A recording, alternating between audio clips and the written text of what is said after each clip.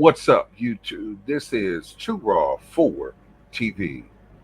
All right, so before I get into this video, I want to give a big shout out to the brother Zach Hankins for the donation to the channel via the Cash App. Much respect to you for showing love to Too Raw for TV. I also apologize for my lateness in doing this particular uh, Cash App video request. Sometimes I get a little bit behind and I got a little distracted and I just totally forgot about this request. He wanted to ask he wanted me to give my opinion on whether or not this World Series between the Yankees and the Dodgers could go 7 games. Now, at the time, I probably would have said absolutely. I could see the potential of this series going 7 games. I mean, this is the first World Series in a very long time where you have presumably the two best players going at each other in a very long time. I think most of us will assume that Aaron Judge will win the league MVP in the American League for the Yankees. He had a magnificent season. I think he hit something like 58 home runs, once again leading the American League and I think the majors in home runs. And then you have Shohei Ohtani, who, for the most part in his career, has been a pitcher slash hitter and an elite pitcher slash hitter on the level of a Babe Ruth. But because he's been recovering from Tommy John surgery, he's been a full time hitter. And the numbers he's been putting up have been absolutely amazing. This year, for his new club, the Dodgers, he hit 54 home runs, drove in 130 RBI, scored 134 runs, batted 310, came close to securing the Triple Crown, also stole 59 bases by only being caught 4 times. And he's the first player to ever have a 50-50 season uh, in the context of 50 home runs and 50 stolen bases. Now, of course, Albert Bell, back in 1995 for the Cleveland Indians, had a 50-50 season with 50 home runs and 50 doubles. But it's interesting. Both of these guys have struggled. Aaron Judge and Shohei Ohtani, they both struggled in this World Series. And as a matter of fact, the other power hitter for the Yankees, the ALCS MVP, Giancarlo Stanton, has struggled. Matter of fact, I read that he's going to be moved down in the batting order.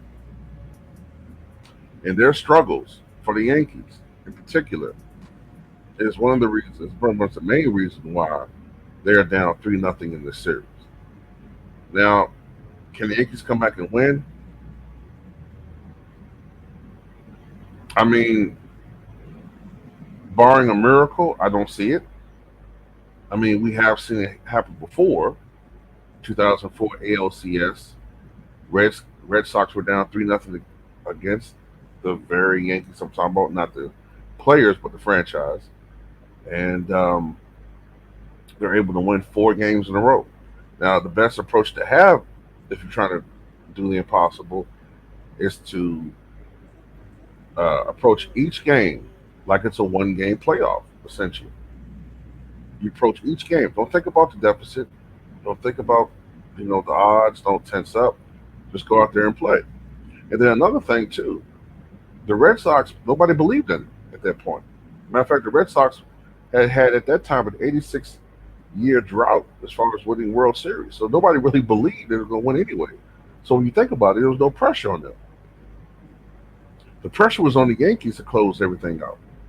The pressure was on the Yankees to seal the deal. Matter of fact, if I remember correctly, in Game 3 of that World Series, they obliterated the Red Sox 19-8. So the pressure was on the Yankees in 2004 to close the deal, and they choked. They choked, and the Yankees are choking right now. You know what I'm saying? To a certain extent. Now, the pressure is kind of on the Dodgers now, as I just alluded with the Yankees. The pressure's on them to close the deal. Okay, but I think right now, and I haven't really been following it this closely, or that closely, I should say. But in my opinion, the MVP of the World Series right now is Freddie Freeman, batting 333, on base percentage 385, slugging 1.250, OPS 1.625. He has 4 hits in this series. 3 of those 4 hits are home runs, 7 RBIs. To me, Freddie Freeman is the MVP of this World Series. And if they win, this would be his second World Series title in his Hall of Fame career.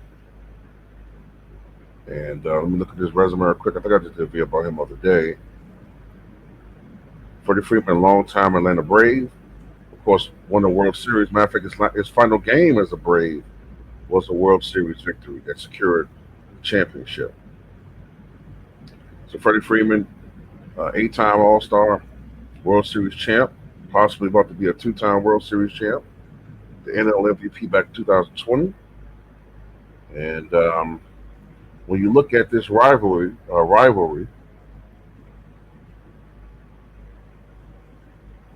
between the Dodgers and the Yankees, uh, this is the 12th World Series meeting in the history of the Dodgers-Yankees rivalry, and the first since the 1981 World Series. Now, remember, of course, the Dodgers used to be the Brooklyn Dodgers up until sometime in the late 50s. This is, I think,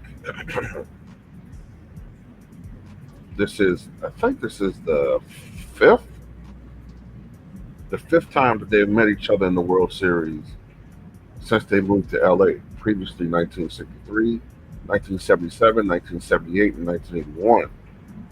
But this is the 11th meeting between New York City and LA for a major professional sports championship. It's happened 3 times in the NBA Finals: 1970, 1972, and 1973, and 3 Stanley Cup Finals: 2003, 2012, and 2014. So there's a lot of history at stake here. And if you want to know my prediction right now, I think that the Dodgers are going to win in 5. I give it 5. I think the Yankees are going to win Game 4, but then the Dodgers are going to dominate them in Game 5 and secure another World Series title. And for the Dodgers, if they were to win, the World Series, it would be their 8th World Series title. The last coming in 2020, but of course, there was no real parade or celebration of that World Series because we were going through the global pandemic. And their World Series titles come in 1955 when they were in Brooklyn. I think that's Jackie Robinson's first and only World Series title. They won again in 1959. I can't remember the opponent. May have been the White Sox. Let me check that out. Yeah, it was. It was the White Sox. 1963, 1965. In 1965, they played against the Minnesota Twins. 1981, 1988. Of course, that was the Kirk Gibson series. That was against the Oakland Athletics.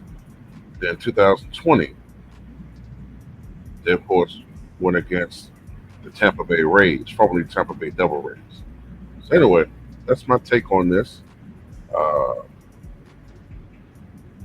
You know what I'm saying?